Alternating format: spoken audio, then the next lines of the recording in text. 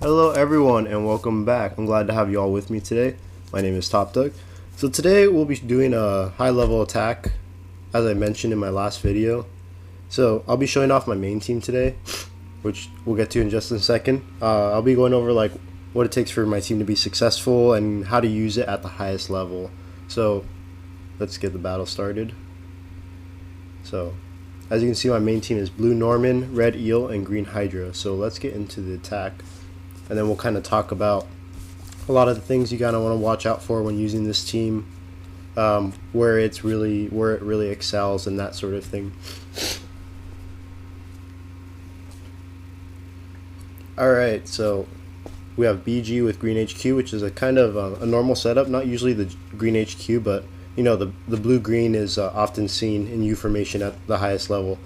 So our eel, so the goal of this team is to leave the HQ alone. So you REO two of the turrets, and then you Hydra attack debuff the other two turrets, so that all four turrets have an attack debuff. So the way this team works is you kind of just let the HQ take a free shot at you, and then if your team is, usually your team will be able to survive it unless you get a really unlucky crit, that sort of thing. The red eel almost died here because he took a blue turret shot at the start. Something to consider is that this team does require fairly high level, but for the most part it consistently lives turn 1. Even though it looks really sketchy, I usually not really worried about it. I'm also live recording this, so like if I fail, then I fail, but your turn 1 is fairly safe as long as your labs are as good as the person you're attacking, your defense labs anyways. Another reason why my REO almost died is because my red defense against green isn't exactly that good, but it's max against blue, but it's not very good against green. So you might be wondering, wow, that was really sketchy, but yeah, my REO could have taken less damage there if my labs were a little better. But at this point, it's just kind of a cakewalk through the district. You kind of keep turrets rewound so that they're slow, last longer. If your EO gets a reset, then it instantly becomes a lot easier. If a Norman's done something, then it's useful. So the blue turret shook off a slow already, so that's something to kind of look out for, because that blue turret can cause issues. But for the most part, you're kind of good. Then at this point, it's just finishing the district and then making sure the Norman slows back up. So Norman slow will be up, but I don't want to finish district now, because the reason being I don't want to finish district now is because if I do it, then by the time the Norman is getting its slow back, a lot of the turrets will be like farther past the bar, so the slow won't last as long. Something to consider when using like big slow tanks, especially Norman, it's really important with Norman, is that you don't want to just you want to make sure that his slow is going to be like utilized as much as possible. So there you go, that's District 1 down. District 1 is usually the biggest problem for most people, because getting past District 1 is half the battle in my opinion, because that's the hardest.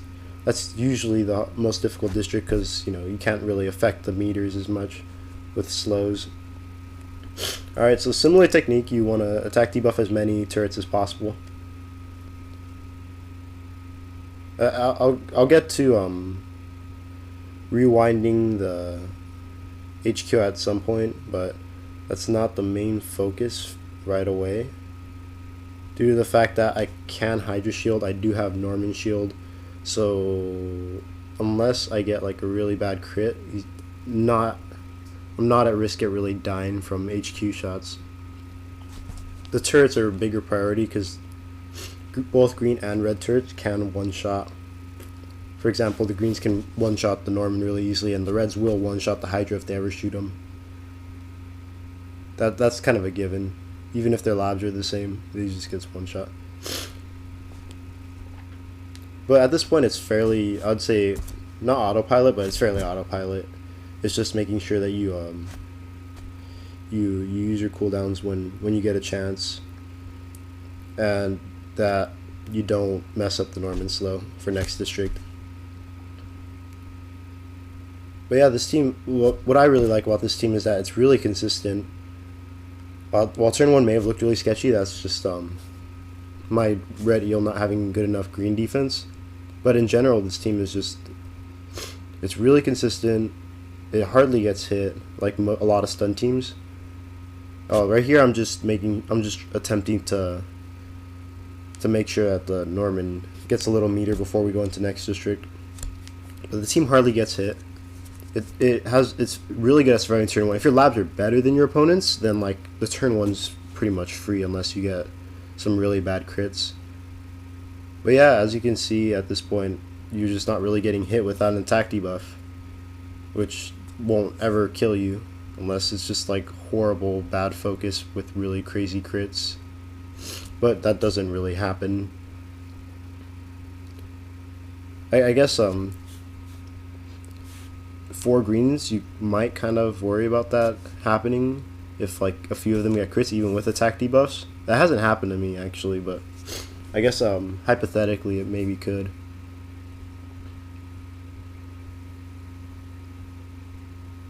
Another downfall of this team is that it does take a while, but in general, like high level attacks tend to take a good amount of time. And then, alright, and now I can just literally, so this is actually gonna be the best cycle, because if you notice, the blue Norman is literally right about to go. So you usually want to end districts with your red eel, because the red eel can not only reset, which will give you a head advantage for the next district if it gets to go again, but then you have your green Hydra starting off next district, and that's usually ideal.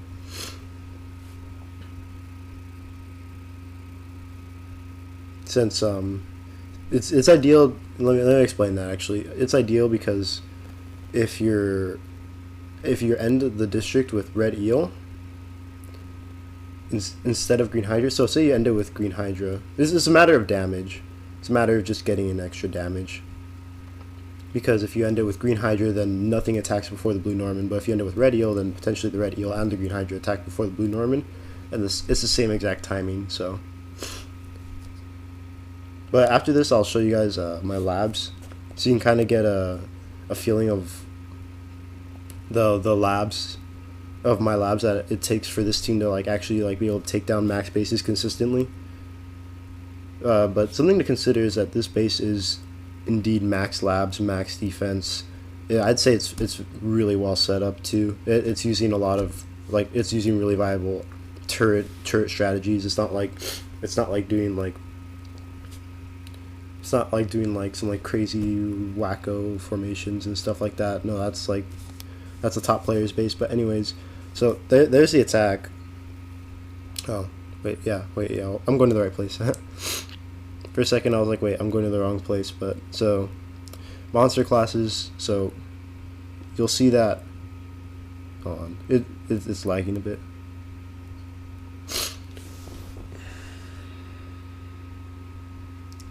Dang, I'm sorry, Reflector's really laggy sometimes, and alright, there you go. So sorry if in the video it lags a lot and doesn't show what I want it to show. It's probably a matter of my laptop being really slow. But anyways, so here are my labs for my blue Norman basically, since I run red, green, and blue all in one team. So you'll see that it's max defense against greens, because without it your blue Norman would just totally get wrecked by green turrets. And then green, so damn, this is really laggy, sorry. So let's try it again. Alright, so and my green monster defense is 8 out of 8 against red, which is the reason why it's 8 out of 8 against the color it's weak against is for the HQ.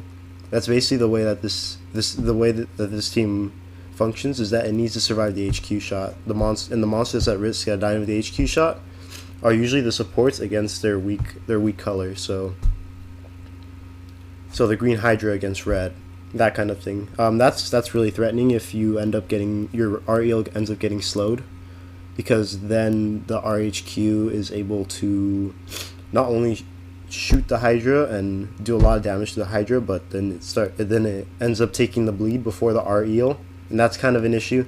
That's one of the ways that this team can actually die, other than HQ crit, is if the green Hydra goes down early, or if anything goes down early. As a matter of fact, this team isn't very good at like two-manning big districts. Well, then again, nothing really is. But there you go. So that's green. I made a comment about my red labs against green being fairly mediocre. Yeah, so red labs against green was 6 out of 8, which was a big reason why the REL almost died. It not only took a good amount of beefy damage from the green HQ, but it also did have the blue turret shot beforehand, and even with an attack debuff, that's still quite a lot of damage for the REL. But it does live, but take into consideration that my labs are pretty good species wise. I'll show that right now. But so then we have the 8 out of 8 for the blue.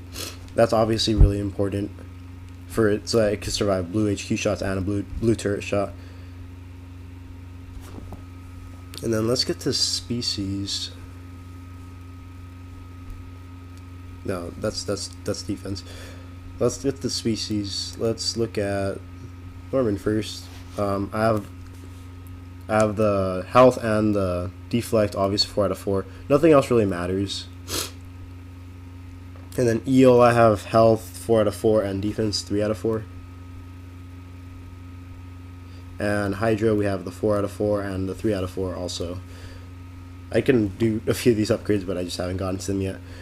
But yeah, there you go. That's kind of what it takes for this team to consistently beat top bases. I'm usually able to beat these top bases without much trouble. Obviously, if you get some bad RNG, you have to change up your strategy a little bit. For example, if a blue turret crits the REL, then you have to absolutely rewind the HQ and then hope that the Norman deflects, but that's just like really bad luck and really bad RNG. That battle went really smoothly, or fairly smoothly anyways. The REL was a little sketchy against the green HQ, but that was a fairly smooth battle after District 1, which is the turn 1 is this team's biggest issue. But once it survives it, it lives, and it can survive turn 1 fairly consistently, really consistently actually, as long as your labs are good basically. But anyways, that's gonna be it for the video. I hope you all enjoyed. I plan on making another one hopefully in a day or two, maybe 3.